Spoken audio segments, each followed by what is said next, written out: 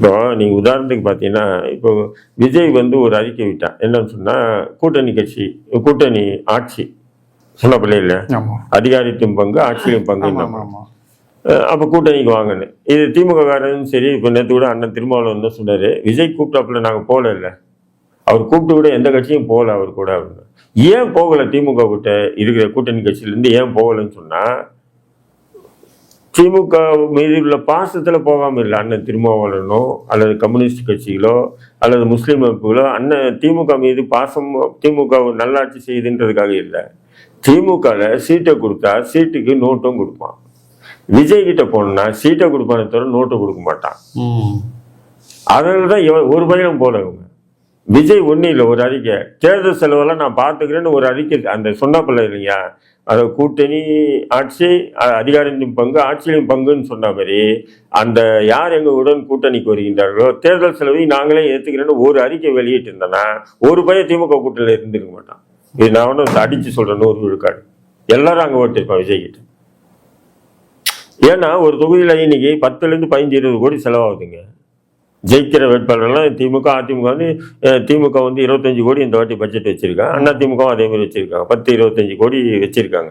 அப்போ விஜய் கிட்ட போகணும்னு சொன்னா அப்போ தேர்தலுக்கு செலவுக்கு காசு கொடுக்க மாட்டான். அப்போ நம்ம காசு செலவு பண்ணி நிக்கணும் முடியாது. புரியுதுங்களா உங்களுக்கு? அதனாலதான் விஜய் கிட்ட யாருமே போகல. இதை எப்படி நெரேட்டிவ் செட் பண்றாங்கன்னா, திமுக விஜய் கூப்பிட்டு கூட ஒரு பையன் கூட போல இல்லை, எங்களோட கொள்கை கூட்டணி. என்ன மயிறு கூட்டணி உண்டு கொள்கை கூட்டணி? நீ கொள்கை கூட்டணியா இருந்திருந்தா நீ என்ன பண்ணிருக்கணும்?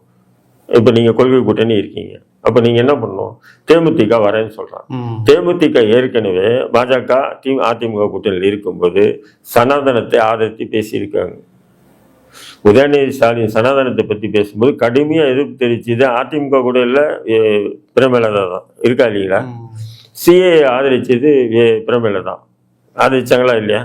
சிஏவை நீட்டை ஆதரிச்சாங்களா இல்லையா?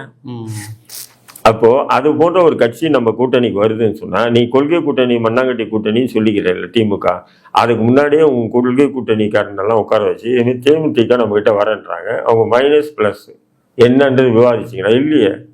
யாருக்கிட்ட நான் கேட்கணும்? நான் தான்டா பெரிய என்ன, நான் யாரோட சேர்த்துக்குவேன். புரியுதுங்களா உங்களுக்கு?